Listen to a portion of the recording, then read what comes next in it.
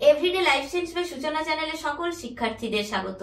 আজকে আবারও এসে গেছি বিভিন্ন ধরনের কম্পিটিটিভ এক্সাম, নার্সিং, জেইইর জন্য লাইফ সায়েন্স বিষয়ক জিকে 20 নিয়ে। তাহলে ভিডিওটা স্কিপ না করে দেখতে থাকো এবং চ্যানেলটি সাবস্ক্রাইব করে দাও। চলো শুরু করা যাক। নাম্বার 1, উদ্ভিদ কোষের ক্ষেত্রে গলগি বডিকে কি বলা হয়? উদ্ভিদ কোষের ক্ষেত্রে গলগি বডিকে বলা হয় ডিকটিওজোম। কি বললাম? উদ্ভিদ কোষের ক্ষেত্রে গলগি বডিকে বলা হয় ডিকটিওজোম। নাম্বার 2, গলগি বডি কে আবিষ্কার করেন?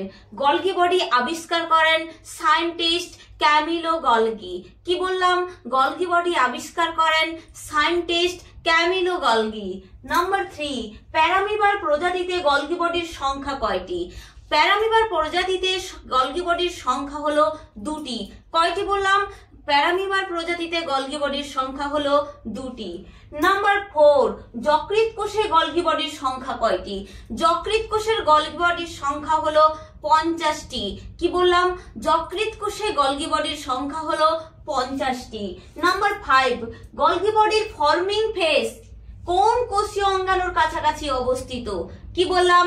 গলগি বডির ফর্মিং ফেস কোন কোষীয় অঙ্গাণুর কাছাকাছি অবস্থিত? অবশ্যই তোমাদের এটা মনে রাখতে হবে। এটি হলো নিউক্লিয় পর্দা বা নিউক্লিয় মেমব্রেন। নাম্বার 6, গলগি বডির ম্যাচিউরিং ফেস কোন কোষীয় অঙ্গাণুর কাছাকাছি অবস্থিত? কি বললাম? গলগি বডির ম্যাচিউরিং ফেস কোন কোষীয় অঙ্গাণুর কাছাকাছি অবস্থিত?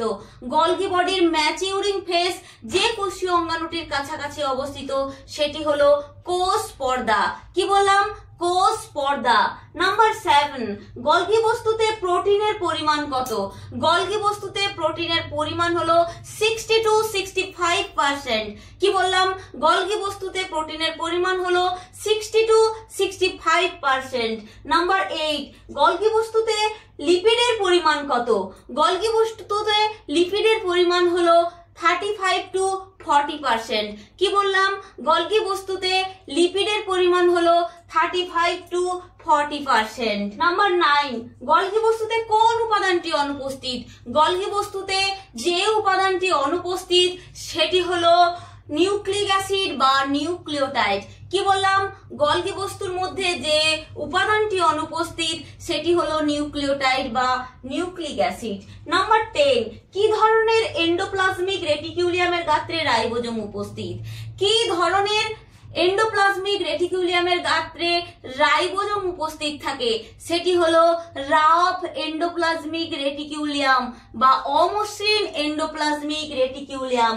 নাম্বার 11, RER এর কাজ কি বা রাফ এন্ডোপ্লাজমিক রেটিকুলিয়ামের কাজ কি? রাফ এন্ডোপ্লাজমিক রেটিকুলিয়ামের কাজ হলো প্রোটিন সংশ্লেষে অংশগ্রহণ করা। কি বললাম? রাফ এন্ডোপ্লাজমিক রেটিকুলিয়ামের কাজ হলো প্রোটিন সংশ্লেষে অংশগ্রহণ করা। নাম্বার 12, প্রাথমিক লাইসোজোম কোথা থেকে সৃষ্টি হয়? প্রাথমিক লাইসোজোম সৃষ্টি হয় গলগি সিস্টার্নি থেকে। কি বললাম? প্রাথমিক লাইসোজোম সৃষ্টি হয় গলগি সিস্টার্নি থেকে। নাম্বার 13, শুক্রাণুর অ্যাক্রোজোম গঠন করে কোন কোষীয় অঙ্গাণু? শুক্রাণুর যে অ্যাক্রোজোম এটি গঠন করে গলগি বডি। কে গঠন করে? গলগি বডি শুক্রাণুর অ্যাক্রোজোম গঠনে সাহায্য করে। নাম্বার 14, সাইটোপ্লাজমে অবস্থিত কোন কোষীয় অঙ্গাণুর কাছাকাছি অন্য কোন কোষীয় অঙ্গাণু অনুপস্থিত? কি বললাম? সাইটোপ্লাজমে অবস্থিত কোন কোষীয় অঙ্গাণুর কাছাকাছি অন্য কোন কোষীয় অঙ্গাণু অনুপস্থিত? এটি হলো Golgi body. Number 15, zone of exclusion কোন কোষীয় অঙ্গাণুর ক্ষেত্রে পরিলক্ষিত হয়? জোন অফ এক্সক্লুশন পরিলক্ষিত হয় কেবলমাত্র গলগি বডির ক্ষেত্রে। কি বললাম? কেবলমাত্র গলগি বডির ক্ষেত্রে জোন অফ এক্সক্লুশন পরিলক্ষিত হয়।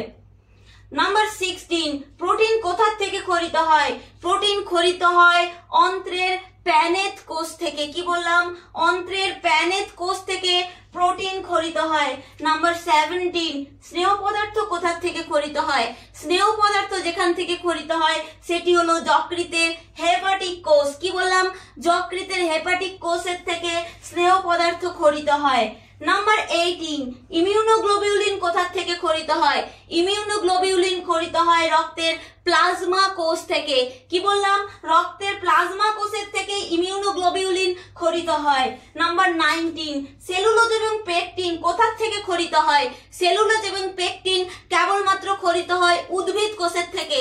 কি বললাম? সেলুলোজ এবং পেকটিন কেবলমাত্র খরিত হয় উদ্ভিদ কোষের থেকে। নাম্বার 20, কোষ প্রাচীর গঠনে সাহায্য করে কোন কোষীয় অঙ্গাণু? কোষ প্রাচীর গঠনে সাহায্য করে যে কোষীয় অঙ্গাণু সেটি হলো গলগি বডি। কি বললাম? কোষ প্রাচীর গঠনে সাহায্য করে যে কোষীয় অঙ্গাণু সেটি হলো গলগি বডি। তাহলে ভিডিওটি আজকে এখানেই শেষ করলাম। ভিডিওটি কেমন লাগলো অবশ্যই কমেন্ট সেকশনে লিখে পাঠাও এবং চ্যানেলটি লাইক, শেয়ার, সাবস্ক্রাইব করে পাশে থাকা বেল আইকনটি প্রেস করে দাও যাতে পরবর্তী নোটিফিকেশন তোমাদের কাছে পৌঁছে যায়। ধন্যবাদ।